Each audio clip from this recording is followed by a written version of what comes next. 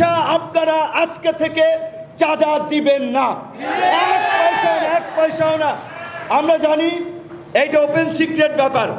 পরিবহনের যে চাঁদা প্রতি বছর টিআইবির মতো একটি গবেষণা প্রতিষ্ঠান পরিষ্কারভাবে তথ্যের উপরে ডিপেন্ড করে বলেছে 1855 কোটি টাকা প্রতি বছর এই যে চাঁদা ওঠে এইখান থেকে। এই চাঁদার ভাগ পায় কারা?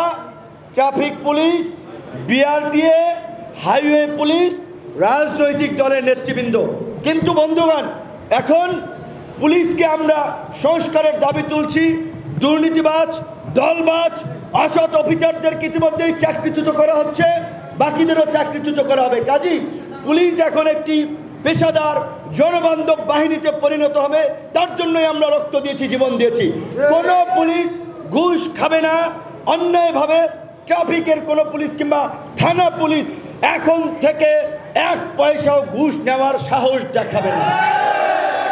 যদি ঘুষ চায় আপনারা আমাদেরকে বলবেন, সবাই মিলে ওই ঘুষখোরের অবস্থা 12টা বাজাই দেব। পুলিশের পাট গেছে, হাইওয়ে আর নর্মাল পুলিশ বলেন চাঁদা নিবে না। বিআরটিএ একেবারে সোজা হয়ে যাবে, সেই ধরনের উপদেশটা আমাদের সেখানে দায়িত্ব পালন করছে। সবাই ভালোভাবেই জানেন যে ছাত্র জনতা একটা বৈষম্যহীন দুর্নীতিমুক্ত কল্যাণ রাষ্ট্রের জন্য লড়াই করেছে, জীবন দিয়েছে, আজ অদ্যাবধি লড়াই করে যাচ্ছে। কাজী কোনো ঘুষখোর দুর্নীতিবাজ মাফিয়ার অস্তিত্ব এই দেশে থাকবে না। বিআরটিও চাঁদা নিবে না। এইবার আসছেন রাজনৈতিক দলের পাঠ। এইখানে বিভাজন আছে। আমরা যেমন বলছি কোনো চাঁদাবাজি চলবে না, বাস মিনিবাস থেকে গেট পাস, জিপি এই সমস্ত নামে যে 70 টাকা করে নেওয়া হচ্ছে, এইখানে কিন্তু বড় একটা টাকায় নাকি কাঠের পুতুল হা করে, বুঝছেন তো?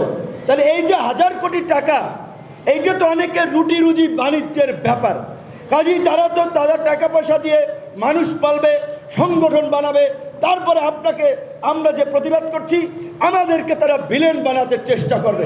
কাজেই আমাদের পরিষ্কার কথা, স্থানীয় সরকার মন্ত্রণালয়ের এক প্রজ্ঞাপনে যেমনিভাবে সমস্ত আপনার উপজেলা চেয়ারম্যান, পৌরসভার মেয়র, সিটি কর্পোরেশনের মেয়রদেরকে বিলুপ্ত করা হয়েছে, একইভাবে সেটা যথাযথ অথরিটি করবেন। এই যে চাঁদাবাজির যে দোকানগুলো ছিল যাত্রাবাড়ি, মহাখালী, গাবতলী সমস্ত বাস স্ট্যান্ডে সমস্ত দোকান অনতিবিলম্বে বন্ধ করতে হবে। এই দোকানে যারা বসবেন আপনারা সবাই মিলে হাত পা ভেঙে দেবেন, পরিষ্কার কথা। যদিও বলছেন না, এই ধরনের কথা বলা যাবে না, চোরায় নাহি শোনে ধর্মের কাহিনী।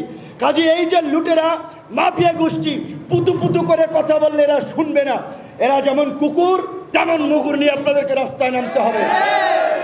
পরিষ্কারভাবে বলছি পরিবহন মালিক ভাইদেরকে, এইখানে এই সংগঠনটার সাথে আমি জড়িত আছি, তারাও যদি কোনো দিন 10 পয়সার চান্দা কিংবা অনুদানের জন্য যায়, আমি কিছু না করলে সাংবাদিকদের তো জানাইতে পারবেন যে বিপিনুর বড় বড় কথা বলছে, তার লোকেরা দেখেন এইটা করতেছে।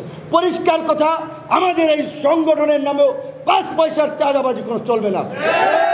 আমাদের শ্রমিক অধিকার পরিষদের সভাপতি বলছিলেন যে আহত শ্রমিকদের চিকিৎসার বিষয়ে তারা একটা ফান্ড গঠন করতে চান, আমসামিন ভাই উপদেষ্টা থাকবেন বলছেন।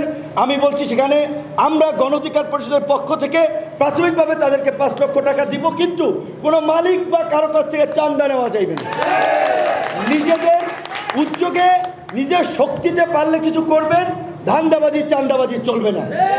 এখন আমাদের পরিবহন মালিক ভাইদেরকে বলবো, আজকে এখানে বেশ কিছু শ্রমিক নেতাকে দাওয়াত দেওয়া হয়েছিল, তারা আসে নাই, কারণ তারা তো মালপানির ভাগ বাটোয়ারা নিচ্ছে। অনেককে ডাকা হয়েছিল, তাদেরকে নিষেধ করা হয়েছে যে তোমাদের প্রোটেকশন দেব আমরা।